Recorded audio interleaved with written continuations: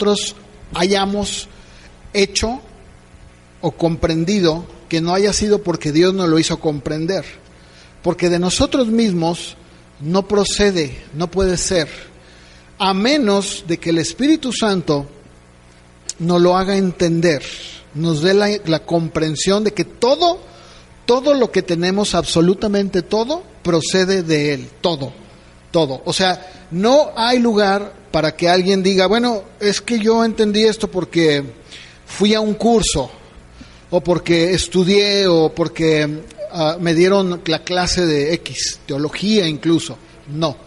Aun cuando se estudia la teología, si el Espíritu Santo no es el que nos da la comprensión y el entendimiento, entonces no hemos recibido nada, solamente hemos recibido un conocimiento adquirido, como el que adquirimos en la escuela. Pero aquí estamos hablando de un conocimiento más profundo, un conocimiento espiritual. Entonces, hoy voy a hablar de esto porque el tema nos da para eso. Entonces voy a pedirles que me acompañen haciendo una oración conmigo ahí en su lugar para comenzar. Señor, te damos gracias. Gracias, Dios, porque no hay nadie como tú. Porque sabemos, Señor, que en ti estamos seguros, completos, plenos. Y que, Señor, al estar aquí reunidos es el resultado precisamente de esto. Hemos entendido que somos un cuerpo, que somos parte de un cuerpo en todo el mundo, y como cuerpo de todo el mundo y compuesto por una iglesia local, estamos aquí para escuchar tu palabra. Y Señor, sabemos que no recibimos nada si no viene de ti, y por eso, Señor, yo quiero pedirte que por favor tu Espíritu Santo pueda hacernos entender y que pueda abrir nuestra mente, nuestro corazón. Que el Espíritu Santo obre, Señor, en cada uno, y que, Señor, me dé la palabra, el denuedo, la sabiduría para hablar como debo de hacerlo. Te lo pido, Señor, en el nombre de Jesús. Amén.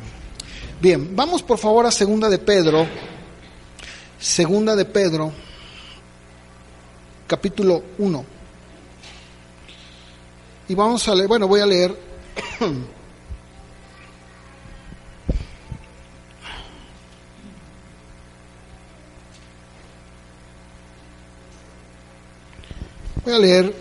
los primeros versículos.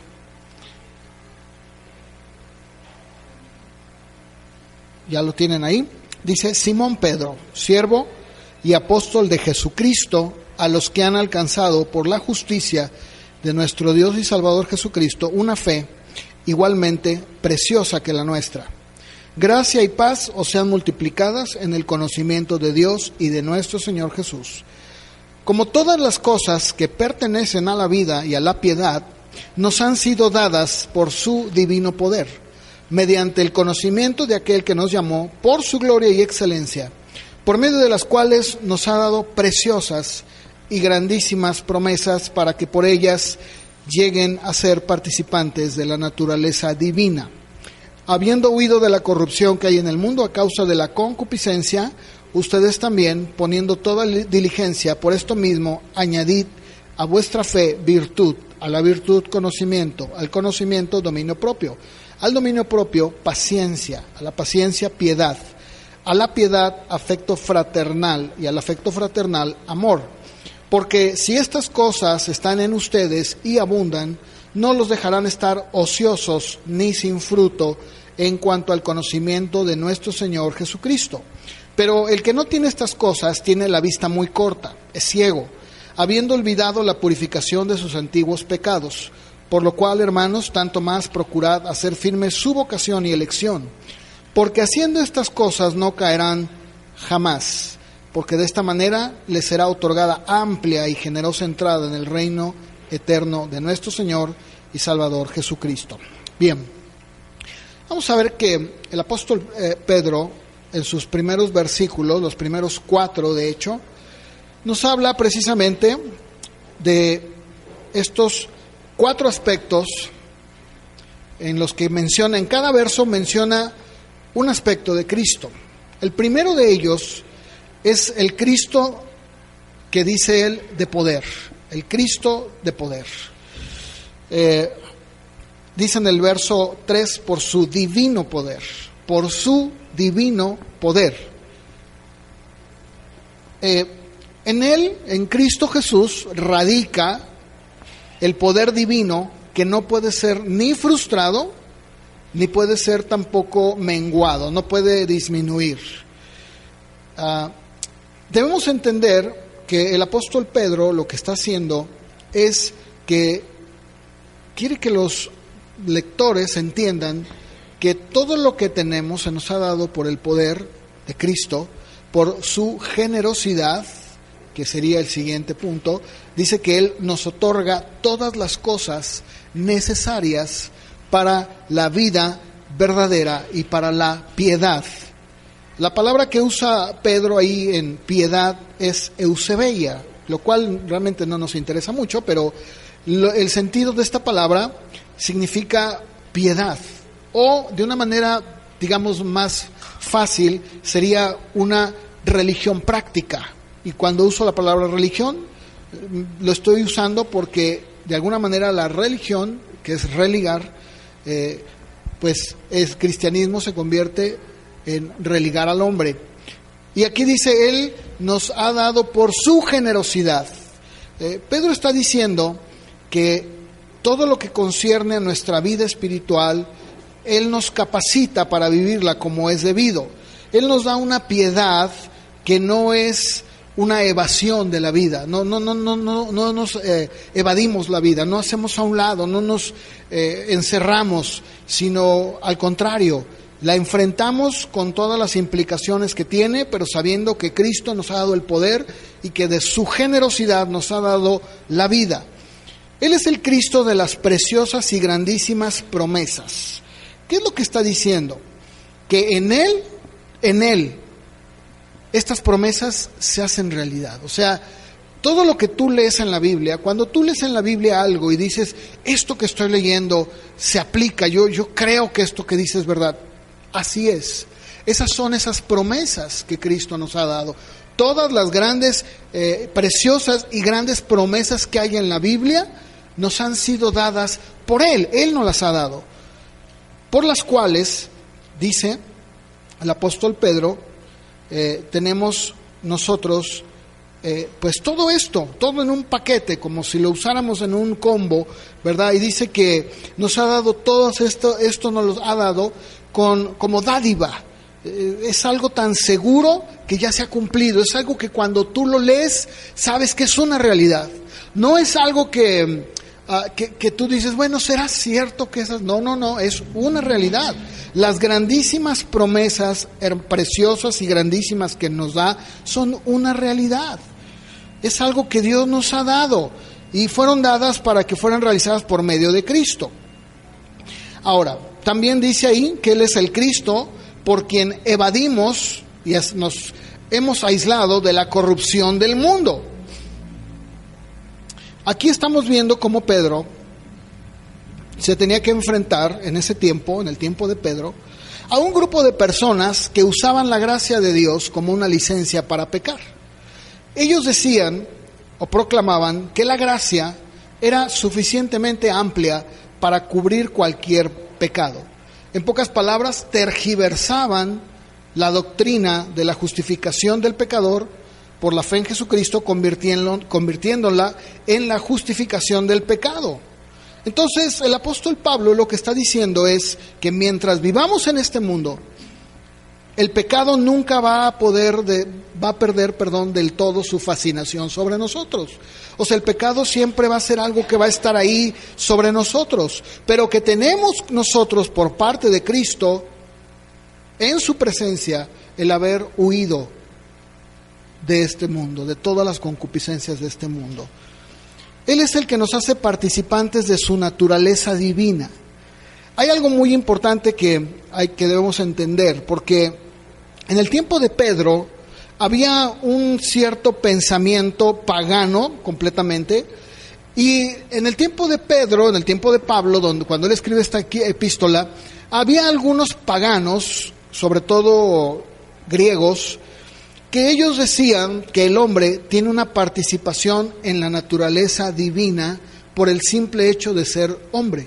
Es como, por ejemplo, lo que el Papa Francisco ha dicho. él dice que todos somos hijos de Dios. Eso es una gran mentira. Eso era exactamente lo que los griegos pensaban en sus religiones paganas.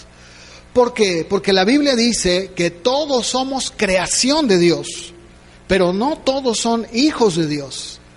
Eso lo dice el apóstol Juan, en su primer capítulo. Pero a todos, a los suyos vino y a los suyos no le recibieron, pero todos aquellos que le recibieron les ha dado el poder de ser sus hijos. Y esto no es de voluntad humana, es voluntad de Dios. Entonces, no todos somos hijos de Dios. Sin embargo, la gente acepta ese mensaje, tal como en el tiempo de Pedro. Y Pedro lo que está diciendo es que nosotros, como hijos de Dios, sí hemos llegado a ser participantes, pero no por nosotros. No por nosotros mismos, sino porque Él lo ha hecho por nosotros en la cruz. Y la respuesta del error de esta declaración tan grande, de decir que todos somos hijos de Dios, lo podemos ver. No es algo que solamente lo decimos. Lo podemos ver alrededor y nos damos cuenta que la experiencia contradice por todas partes que el hombre vive en amargura, vive en odio, vive con crimen, vive con ocio, vive con odio, vive con amargura, y todo esto es un fracaso moral, frustración e impotencia que demuestran que no son hijos de Dios. Lo podemos percibir. El cristianismo dice que la humanidad o el hombre puede llegar a ser participante de la naturaleza divina. Y también sabe el cristianismo que esto solamente puede ser a través de Jesucristo. Él lo dijo en Juan 10:10. Él había venido para que pudiéramos tener vida y vida en abundancia.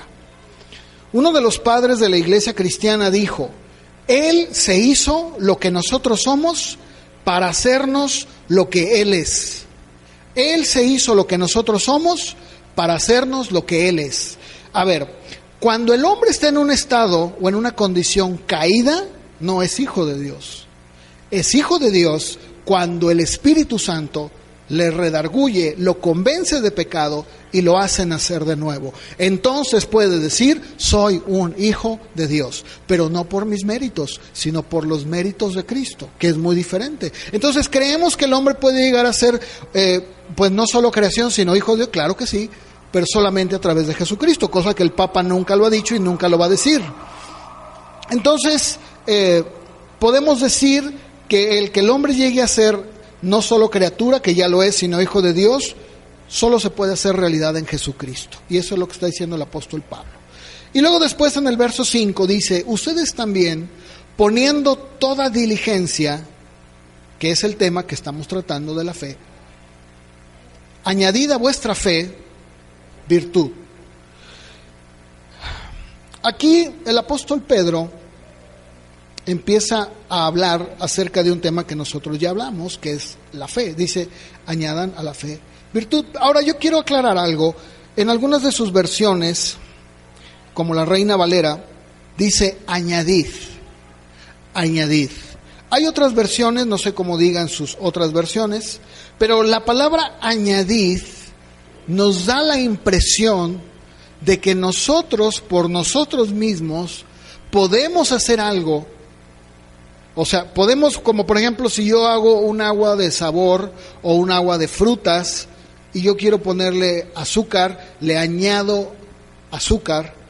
O si tengo café y digo quiero añadirle un poco de crema, bueno, yo le añado. Pero aquí lo importante y lo que es interesante y que tenemos que enfocarnos es que el apóstol Pablo está diciendo que la fe que nosotros tenemos y que nos ha sido dada por Dios, porque la fe es un don de Dios.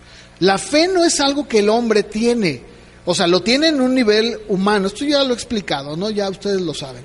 Pero aquí la palabra añadid, más que darnos la idea de lo que podemos entender como añadir, como agregar, lo que realmente está diciendo la palabra es suministrar, administrar, complementar.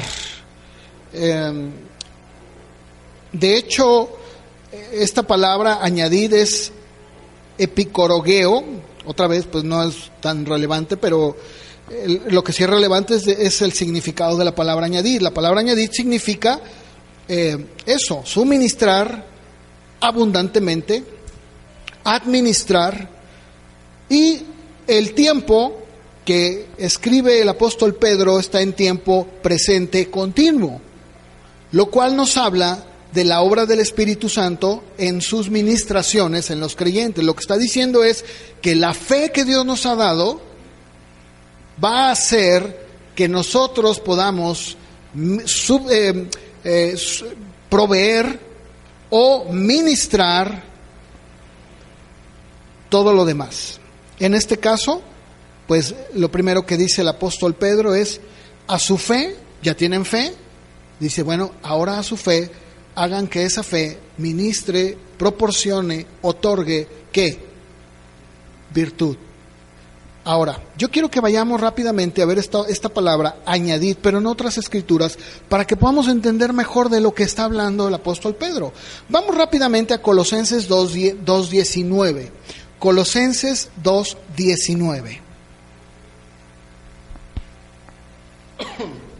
Y es muy importante que entendamos que cuando nosotros tenemos la fe que Dios nos ha dado, tenemos nosotros entonces que tomar esa fe, y a esa fe tenemos que tomarle y proveerle virtud, que es lo que vamos a ver. Pero antes de eso quiero que veamos esta palabra añadid, que viene en otras escrituras y nos lo dice más claramente.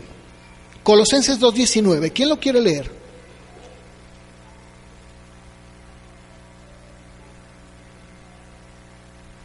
¿Sí? ¿No? ¿Nadie?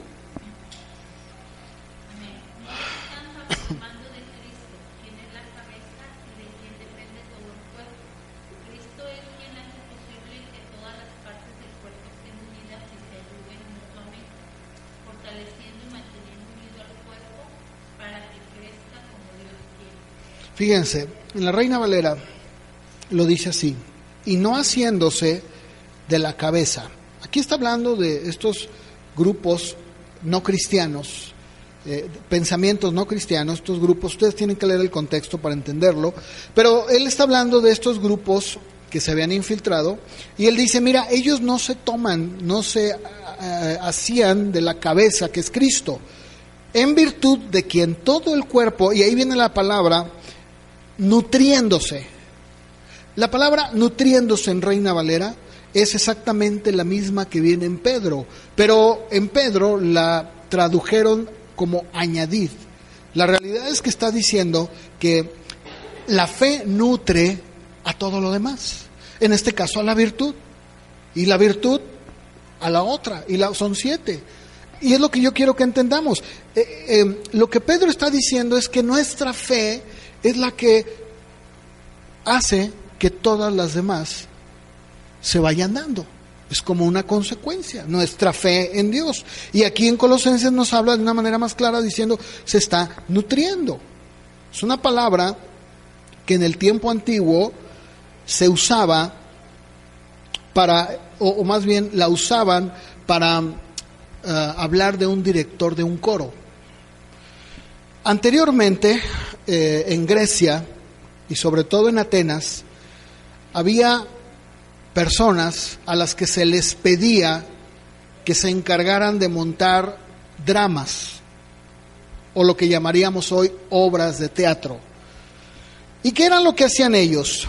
Bueno, ellos hacían comedias, pero para esto tenían que encontrar a alguien que pudiera proveer, que pudiera tener los recursos para todo lo que se necesitaba. En este caso, por ejemplo, había algunas obras o tragedias o comedias en donde había una gran cantidad de actores y los actores tenían que comer.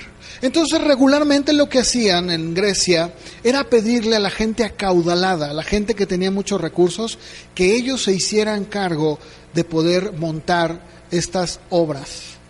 Y a estos hombres que se encargaban de llevar a cabo estas obras se les llamaba joregos, de donde viene la palabra original añadid. Entonces, ¿qué quiere decir? El apóstol Pedro está tomando esta palabra para decir que de la misma manera como esta persona suministraba, otorgaba y nutría todo lo necesario para que las obras de Pedro, él está diciendo, hermanos míos, su fe debe de ser igual.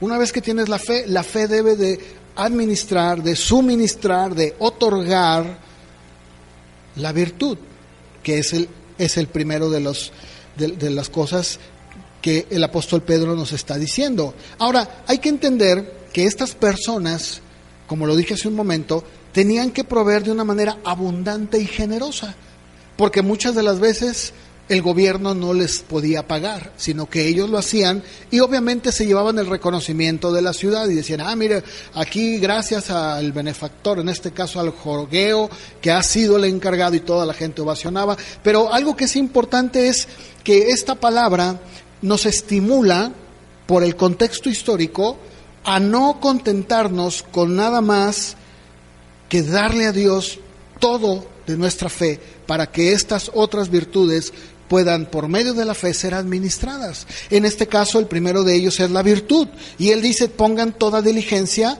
y añadan a su fe, o sea, hagan que su fe pueda otorgar virtud en ustedes. Y la palabra virtud, que estamos viendo aquí en el versículo 5, es una palabra que la Reina Valera la traduce como virtud. Tal vez ustedes tengan de otra manera, pero realmente el significado de la palabra tiene que ver más que con virtud, con coraje, porque la palabra griega es arete, y la palabra arete pues es una palabra que por un lado significa excelencia operativa y eficiente. O sea, el que una persona pudiera conducirse de una manera excelente en lo que está haciendo, pero también tenía otro significado. También significaba alguien que se comportaba con excelencia y eficiencia, pero con mucho coraje. Y aquí el apóstol Pedro lo que está diciendo es que nuestra fe debe de proveer virtud en nuestras vidas. O sea, no solamente es decir tengo la fe de Dios, sino que la fe tiene que suministrar y tiene que obrar en mi vida en una virtud, o sea, en una excelencia operativa, eficiente, y en un coraje, no un coraje malo, sino en una actitud gardía, una actitud que se antepone a todo y que va caminando por la vida. Ahora, después de esto, dice, a su fe añadan virtud, a la virtud conocimiento. Bien, la fe debe de proveer no solamente la actitud o excelente y operativa, sino también conocimiento. Y esa palabra conocimiento es gnosis, la palabra gnosis. Y en el lenguaje griego había dos palabras que tenían un significado muy similar, pero sin embargo eran muy diferentes. Una es Sofía, que era sabiduría, y la otra era gnosis, de la que está hablando Pedro. Y gnosis, que no es esta la que estamos viendo, significaba el conocimiento de las cosas divinas y humanas y de todas sus causas. O sea, es el conocimiento de las cosas profundas. Esa era la Sofía. Pero gnosis, que es la que escribe Pedro, es un conocimiento práctico. O sea, es la habilidad de aplicar el conocimiento a la vida práctica. O sea, el Espíritu Santo lo que está diciendo es que nuestra fe debe suministrarnos virtud. O sea, una gallardía ante la vida, una excelencia operativa, pero también un conocimiento práctico de las cosas. ¿Cómo debo de actuar? ¿Cómo debo de obrar? Ese conocimiento que solamente nos lo puede dar Dios. Entonces, lo que está diciendo el apóstol Pedro es que a la fe hay que añadirle esa actitud de excelencia, de coraje, pero coraje sano, no un coraje del mundo, ¿verdad? Estamos entendiendo eso. Una eficacia, ¿verdad? Un conocimiento que nos va a ayudar para poder vivir en la vida de una manera práctica. ¿Cómo vivir? ¿Cómo Señor, cómo debo de actuar en esto, verdad? Bueno, la fe nos produce o suministra en nosotros, o debe de hacerlo, trayendo ese conocimiento práctico, que es lo que está diciendo el apóstol Pedro. Y en el verso 6 dice, al conocimiento, dominio propio. Y algunas tal vez diga autocontrol. No sé cómo digan sus versiones. En el verso 6, conocimiento, ¿cómo dice? La Reina Valera dice dominio propio. ¿Cómo dicen las demás? ¿Dice igual? Templanza. Muy bien. Esta palabra literalmente significa la habilidad de tener las riendas de uno mismo.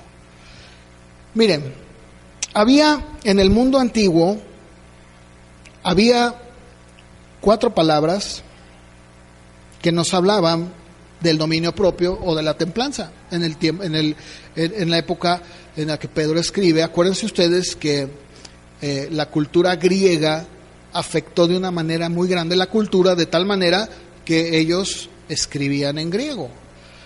Y cuando Pedro escribe esto, pues hay que entender que en el tiempo de Pedro había 4 definiciones para hablar del autocontrol o de la templanza o del dominio propio. El primero de ellos era sofrosine. Esta palabra sofrosine hablaba de la pasión que ha sido sojuzgada a la razón, y le llamaban la perfecta templanza. Después estaba acolasia, que era lo opuesto. Es el estado en el que la razón está totalmente sometida a la pasión, y se le llamaba concupiscencia incontrolable. Y después estaba acrasia. Acrasia era aquella razón que luchaba, pero la pasión prevalecía, y se le llamaba incontinencia. Y después está encratella, que es la que habla Pedro, que le llaman templanza en unas versiones, en otras dominio propio. Y esta quería decir que era la razón luchando contra la pasión y prevaleciendo. Y a eso se le llamaba autocontrol o dominio propio. O sea, la fe debe, hermanos, de producir en nosotros un autocontrol. O sea, no debe de ser al revés. No debe de ser que nuestras pasiones nos dirigen. No debe ser así. Una persona, en este caso, un cristiano, debe de echar mano de esto. Ahorita vamos a ver por qué, ustedes lo leyeron conmigo. Pero el apóstol Pedro es muy claro cuando está diciendo todo esto tiene que suministrarse por medio de la fe en sus vidas. No solamente, como lo dije hace un momento, se trata de decir creo y se acabó. No, tu fe debe de suministrar, debe de obrar todas estas cosas, estas virtudes en tu vida. Deben de ser llevadas a cabo. Y son posibles. ¿Por qué? Porque el apóstol Pedro dice en el contexto de que se nos han sido otorgadas por Dios. Lo que significa, como lo dije al principio, que es posible porque Dios nos las ha dado. Dios nos las ha dado. Entonces, si Dios nos las ha dado, nos ha dado la gracia para poder vivir y triunfar en el mundo y salir adelante en medio de las batallas y de las dificultades, entonces significa que también esas grandes promesas en Cristo Jesús incluyen todo esto también. O sea, no hay excusa. Tenemos que echar mano por medio de la fe para que produzca, para que suministre, para que administre todo esto que estamos viendo. Pero también después dice, la templanza debe producir paciencia.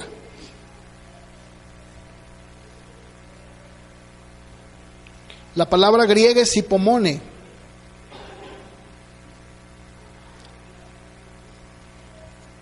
Hipomone.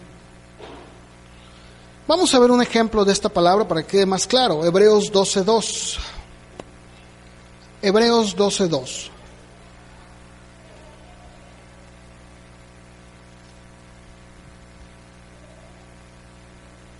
porque la palabra paciencia no sería tan aplicada en su sentido original. O sea, no se podría aplicar al español como paciencia, aunque obviamente lleva una cierta idea de la paciencia. En realidad más bien está hablando de una actitud de firmeza ante el mundo, más que una paciencia. Y no estoy diciendo que no debamos de ser pacientes. Lo que Pedro está diciendo es que debemos de ser nosotros exactamente como lo hizo Jesucristo. Y aquí en Hebreos 12:2 nos da un ejemplo de la palabra hipomone. ¿Alguien quiere leerla? Hebreos 12:2.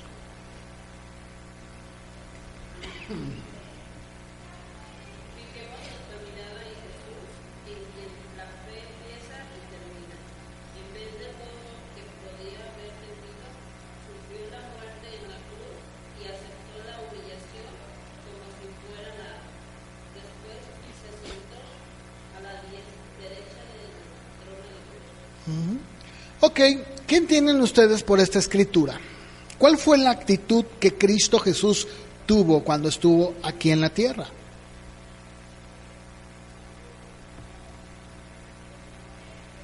¿Qué actitud tomó Él?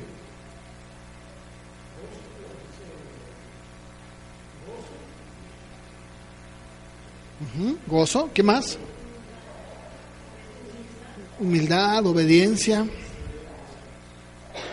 ¿Sí? ¿Alguien más?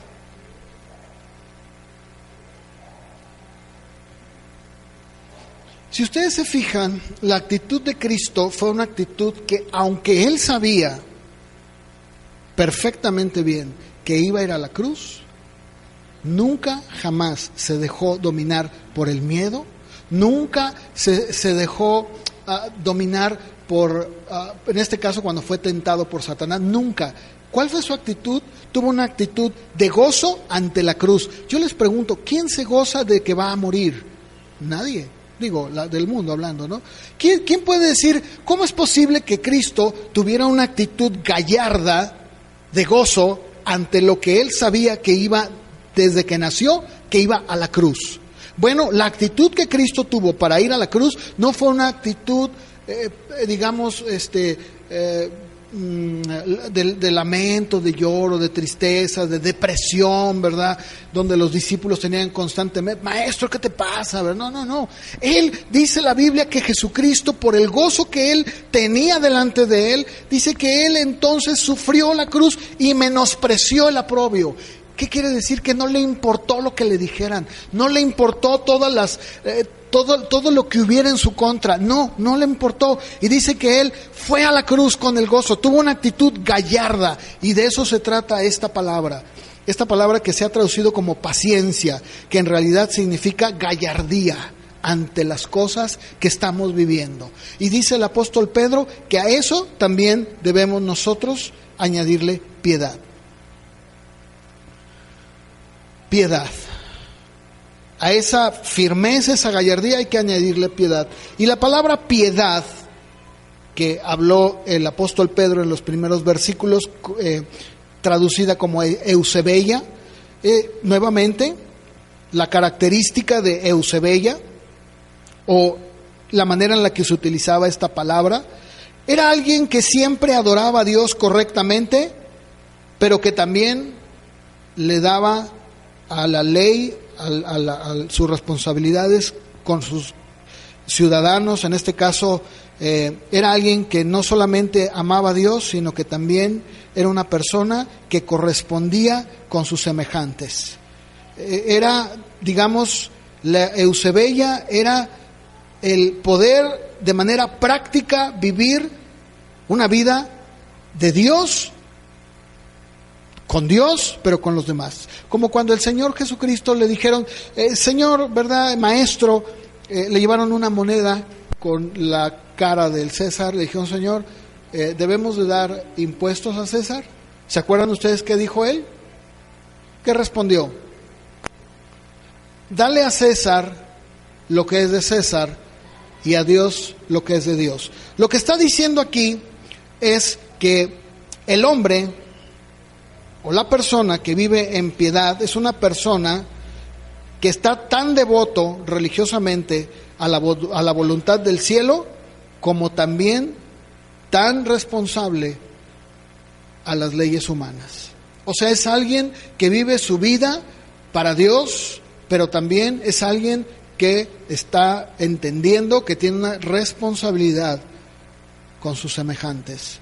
O sea, en pocas palabras, una persona cristiana es una persona que asume una doble obligación, una con Dios y otra con los semejantes. O sea, hermanos, mira, voy a decirlo más fácil. Un cristiano que soborna, que da mordida, entonces no es una persona piadosa. Un cristiano, o que dice ser cristiano y que hace trampa, que obra igual que el mundo. Oye, pues ahí te va una lana para que me ayudes. Eso no es una persona piadosa. Porque una persona piadosa es alguien que vive su vida devota a Dios, pero sin olvidarse que tiene responsabilidades también aquí. O sea, una persona cristiana es alguien que sabe que, por ejemplo, ya empieza ahora el nuevo año, y que dice, pues tengo que pagar, si tiene su casa, ¿qué tiene que pagar? A ver, díganme ustedes, si es un buen cristiano, su predial, el agua, ¿qué más? Y si tiene un carro, sus refrendos, ¿verdad? Es una persona que no pone diablitos, y no me refiero a demonios, ¿verdad? Sino que pone alambritos ahí para hacer chapuza. O sea, es alguien que ama a Dios, vive su vida para Dios, es devoto a Dios, pero no se olvida que también tiene una responsabilidad aquí. De eso está hablando Pedro. Miren, yo conocí he conocido personas cristianas que dicen que son cristianas y que recurren a este tipo de situaciones. Hermanos, eso no es piedad. Eso no es piedad. Y la fe debe de producir y de suministrar en nosotros esto. Y luego después dice, y la piedad, no me dieron agua. Ya me estoy... ¿Qué es lo que a la piedad qué le vamos a añadir? A ver, ¿qué dice ahí? ¿Están conmigo? Verso 7. Afecto fraternal. Esta palabra afecto fraternal, la palabra original es Filadelfia. Hay un estado en los Estados Unidos que se llama Filadelfia. Y literalmente significa amor a los hermanos. Filadelfia. ¿Y sabes qué significa esto? Déjenme leerles algo bien interesante. Había un hombre, para que entiendan mejor, pues. Había un filósofo que se llamaba Epicteto. Así se llamaba. Este hombre era estoico.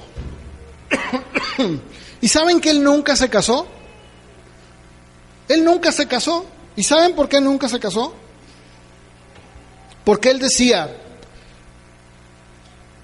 puedo hacer más por el mundo siendo un filósofo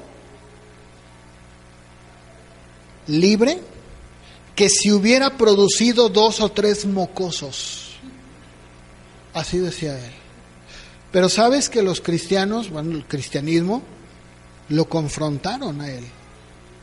Y le dijeron, ¿cómo es posible que el hombre que dice que tiene que enseñarle a la humanidad salga corriendo con tal de no traer que calentar el agua para el baño de un bebé? En pocas palabras, ¿cómo es posible que tú digas que eres mejor siendo libre, soltero, que le puedes dar más al mundo, que tener 2, 3 mocosos? O sea, pero ¿cómo un hombre que es un irresponsable y que no es capaz de poder darle al mundo, pero a la vez también cumplir, decir, tengo mis hijos, proveo para mis hijos, ¿qué le va a dar al mundo? Y eso es cierto, porque los motivos de él eran totalmente incorrectos. Lo que Pedro está diciendo es lo siguiente: que muchas de las veces nuestra aparente devoción religiosa nos separa de los demás y no nos gusta que se metan en nuestras vidas, y eso no es correcto. ¿Por qué? Porque es verdad que tenemos que respetar a nuestros hermanos, sí, pero lo que está diciendo es que muchos toman el que una persona, en este caso entiéndase, un cristiano, un hermano en la iglesia, se entromete en su vida, no porque quiera ser una persona chismosa, sino porque le interesa el amor, le interesa su bienestar, le interesa saber cómo está su vida. Acuérdense, hermanos, que la Biblia dice que somos el cuerpo de Cristo, no dice que somos cada quien la isla de Cristo. No dice que cada uno hace lo que quiere, no. Dice que si un miembro se duele, ¿qué pasa? Todos se duelen. Que si un miembro se entristece, ¿qué pasa? Todos se entristecen. Pedro está diciendo, tienes que ir más allá y tener un amor fraternal por tus hermanos. Y si a alguno no le gusta y dice, es que no me gusta que se entrometan en mi vida, entonces no está llevando el afecto fraternal en su vida. Miren, por eso es que muchas de las veces sucede que hay personas que no les gusta, van a la iglesia y dicen, yo voy, me siento, escucho, pero no se metan, no, yo no quiero que se metan en mi vida, y se van. No quieren que se metan. Eso no es el afecto fraternal.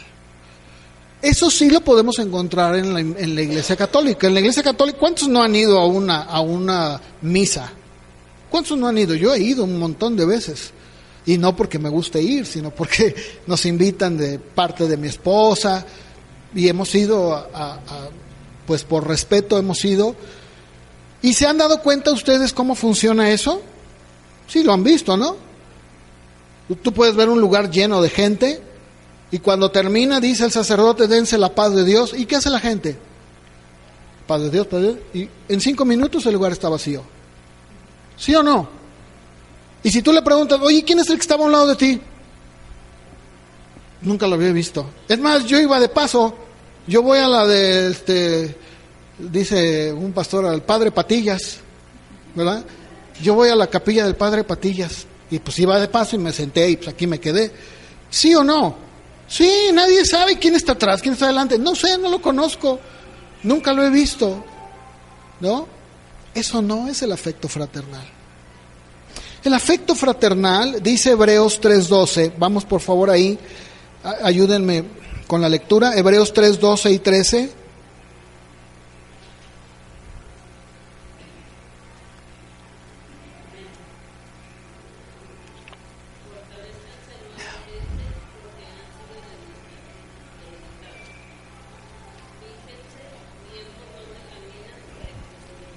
¿3:12?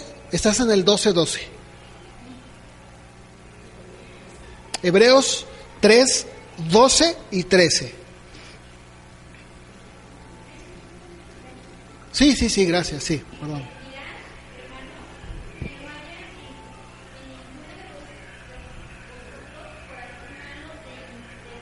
¿Vale?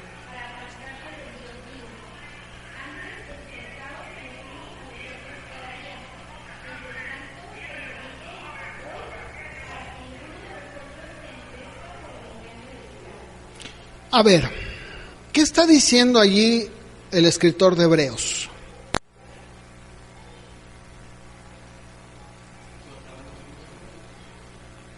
¿Cómo? ¿Verdad? Dice, miren entre hermanos, entre ustedes, miren. No dice, hermanos, dense la paz de Dios y cada quien que se vaya a su casa y que nadie se meta en mi vida. Hay cristianos así. No me gusta que se metan en mi vida, ni doy problemas, ni quiero que me den. Estás mal, estás muy mal, porque ese no es el afecto fraternal, ese no es Filadelfia. Aquí dice el escritor de Hebreos, ustedes mismos, dice en el verso 13, exhortaos. Esa palabra exhortaos es paracaleo, y esa palabra significa, escuchen, la definición en el original, amonestar, exhortar, apremiar a alguien para que siga el curso de conducta. ¿Están entendiendo? Amonestar, exhortar, apremiar a alguien para que siga el curso de conducta. O sea, si alguien se está desviando, ¿qué hacen? ¿Qué hacemos? No solamente el pastor, aquí no dice el pastor, ¿verdad que no dice el pastor? No, dice hermanos, exhórtense. ¿Qué tenemos que hacer? Exhortarlo, amonestarle.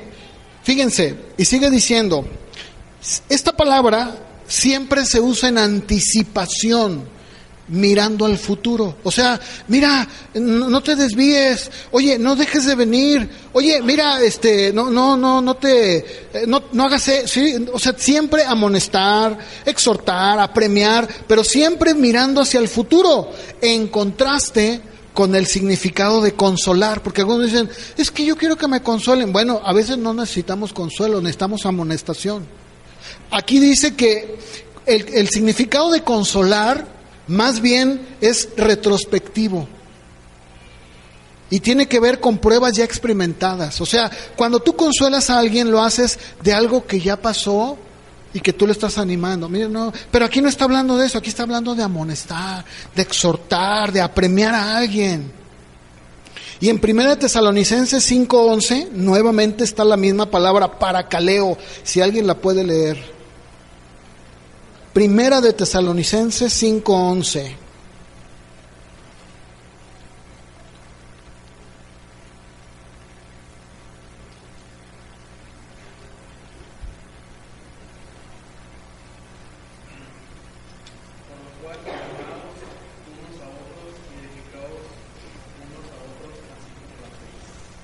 ¿Sí? ¿Cómo dice? A ver, ¿cómo dicen sus otras versiones? Alguien que tenga otras versiones, ¿cómo dice?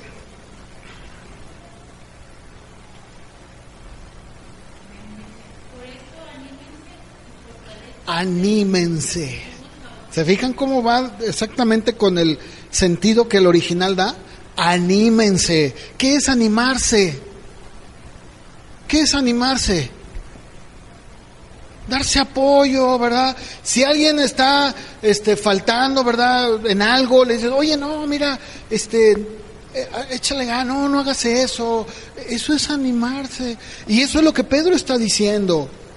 Y luego finalmente dice en el verso 8, porque si estas cosas están en ustedes, volviendo otra vez a 2 de Pedro 1:8, porque si estas cosas, ¿qué cosas? Todas las que acabamos de hablar, todas, virtud, conocimiento,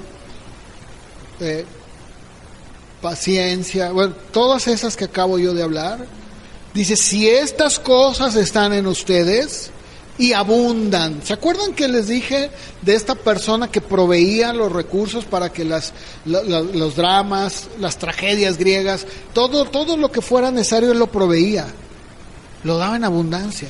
Dice, bueno, utilizando ese mismo ejemplo, dice, porque si estas cosas están en ustedes y abundan, si todo esto que acabo de decir en ustedes abunda, ¿qué va a pasar? No los dejarán estar ociosos, ni sin fruto, en cuanto al conocimiento de nuestro Señor Jesucristo. Y escuchen el verso 9. Pero el que no tiene estas cosas, tiene la vista muy corta, es ciego, habiendo olvidado la purificación de sus antiguos pecados. Por lo cual, hermanos, tanto más procuren hacer firme su vocación, su elección, porque haciendo estas cosas no caerán jamás. De esta manera les será otorgada amplia y generosa entrada en el reino eterno de nuestro Señor y Salvador Jesucristo. Esa palabra corto de vista es muy ilustrativa, o la vista corta, porque en el griego es miopasón, de donde viene miopía. Y fíjense que esta palabra significa dos cosas. Alguien que tiene la vista miope, corta como yo soy miope. Entonces si me quito los lentes veo, pero a larga distancia ya no veo, soy miope. Un miope no ve a la larga distancia. Para un miope que es miope y no usa lentes, obviamente, pues tomar el camión le cuesta mucho trabajo, tiene que ser ojos de chinito. Y los que son miopes saben de lo que estoy hablando, ¿verdad? Les quitas los lentes y dices, ¿ya viste ya? ¿Dónde? Y tienes que ser ojos así. Sí, ya lo vi, ¿verdad? Bueno, es alguien que no tiene la vista corta. Pero fíjense que también esta palabra significa alguien que está entreabriendo los ojos. En cualquiera de los casos, lo que está diciendo es que nosotros nos podemos volver cortos de vista. Una persona que es miope, pues es incapaz de ver las cosas en su perspectiva correcta, no las puede ver. De hecho, cuando una persona es miope y le entregan sus lentes por primera vez, saben la experiencia, ¿verdad? Vuelves a la vida. O sea, ¡wow! ¡Qué bonito! ¡Uy, el árbol! ¡Mire, las hojas son bien verdes! ¿Verdad? ¿A poco no? ¿Sí les ha pasado? Bueno, los miopes sabemos de eso, ¿no? Y dices, limpio, dices, ¡uy! ¿Ves el camión? ¡Uy! Es el 51 y va al Rancho Nuevo y va no sé dónde. Y lees todas las letras. Es hermoso, tienes una reacción hermosa. Pero también de la misma manera, en el sentido espiritual, una persona que es miope y no quiere usar lentes, pues tiene un problema, porque tiene una mira muy estrecha, es corto, y eso pasa. Aquí el apóstol Pedro está hablando de eso, porque una persona miope espiritualmente falla en la distribución o en la administración de lo que Pedro está diciendo en su fe. Incluso cuando está hablando de caer, dice, de esta manera no caerán jamás. Lo que está diciendo Pedro no es que nunca vamos a pecar. Más bien Pedro está utilizando una analogía o tiene en mente pues una analogía, la imagen de una marcha, un ejército que va marchando. Y cuando un ejército va marchando, cuando tú vas marchando con un grupo de personas, es imposible que te salgas del camino, a menos de que realmente pues, te ciego, ¿verdad? Pero el mismo grupo nos va llevando, ¿estamos de acuerdo? Y de eso está hablando. Dice, mira, alguien que está suministrando esto, aparte de que va a tenerla bien claro todo, va a ser alguien que no se va a resbalar, no se va a perder, no va a estar así todo, ¿verdad? No va a caer. Realmente la palabra original habla de resbalar, pero está hablando de alguien que va caminando, ¿verdad? Y que se cae. No está hablando de caídas que vamos a tener como las que podemos nosotros tener un resbalón y pecamos y Señor, perdón. No. Está hablando de alguien que se desvía, que va así, ¿verdad? Dice, alguien que va caminando en un grupo con una marcha, no se sale del camino ni se queda atrás. Y luego dice ahí que haremos firme nuestra vocación y elección. Lo que está diciendo aquí es que cada día, al hacer esto, vamos a tener una certeza más profunda de nuestra seguridad en Cristo. Es muy lamentable que muchas veces hay cristianos que un día se levantan y, ay Señor, seré salvo, ay yo siento que ni cristiano soy, ay Señor, me siento muy mal, y el otro día, no, todo lo puedo en Cristo que me fortalece, gloria a Dios, aleluya. Tú eres mi... O sea, y llevan una vida de altos y bajos. Dicen, no, mira, esto no te va a permitir ser ocioso. No te va a permitir ser miope. Lo que va a hacer en ti te va a producir ser alguien seguro, firme, que vas a asegurar tu elección. Tú dices, yo soy elegido, ¿verdad? Dios me ha elegido, sí. Bueno, pues vas a asegurar esa elección. Vas a decir, claro que lo soy. Tengo una vocación en Cristo, estoy firme, ¿sí? Entonces, hermanos, tenemos que entender que la fe que Dios nos ha dado es una fe que debe suministrar todas estas obras, todas estas virtudes en nuestra vida espiritual, cada una de ellas. Ustedes en su casa vuélvanla a leer, pídanle al Espíritu Santo, Señor, ayúdame a comprenderlas, porque yo no quiero ser una persona ociosa ni sin fruto. De verdad, yo te animo, probablemente, no lo sé, pero probablemente esto que yo comenté, que yo hablé de parte de Dios, porque es palabra de Dios, probablemente alguno de ustedes diga, híjole, yo estoy en ¿verdad? En este es donde creo que me está fallando. Pídele a Dios que te ayude. Si tú al terminar ahorita, ¿verdad? Dices, Señor, yo veo mi vida y sí me falta. Creo que sí, tengo que echar mano de la fe que me has dado, y proveer todo lo necesario para que todas estas virtudes estén en mi vida. Ayúdame. Pónganse de pie, vamos a terminar con una oración.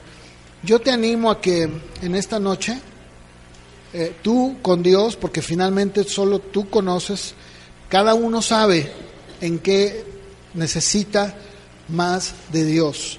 Pídelo, porque Dios está dispuesto, es su voluntad que tú le pidas: Señor, ayúdame, aumenta mi fe y que mi fe pueda también proveer y suministrar todo esto, a todo lo que me falta, ¿verdad?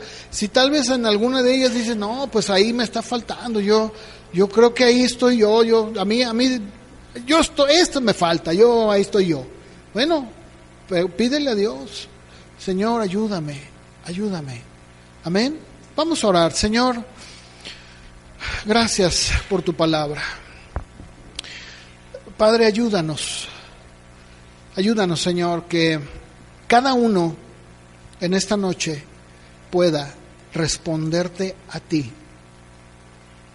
en aquellas cosas que están faltando o que simplemente no están siendo provistas, suministradas en abundancia, como dice Pedro. Ayúdanos, cada uno. Espíritu Santo, yo sé que tú estás aquí porque tú lo prometiste. Y Señor, yo pido que tu Espíritu Santo pueda ministrar y hablar a cada uno en aquellas cosas que hacen falta.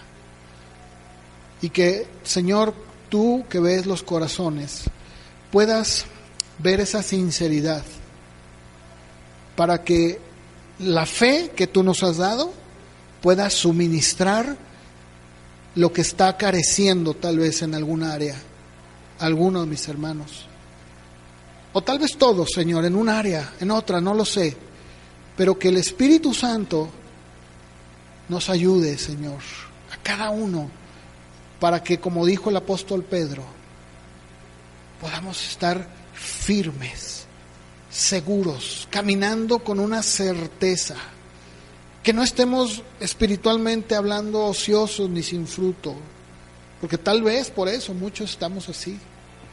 Ayúdanos, Dios, ayúdanos, Padre. Te damos gracias, Señor, por tu palabra. Lleva a cada uno, Señor, a su hogar con bien y síguenos ayudando como iglesia. Te damos gracias, Señor, en el nombre de Jesús. Amén. Vamos a recoger la ofrenda, hermanos, porque luego se me van sin pagar.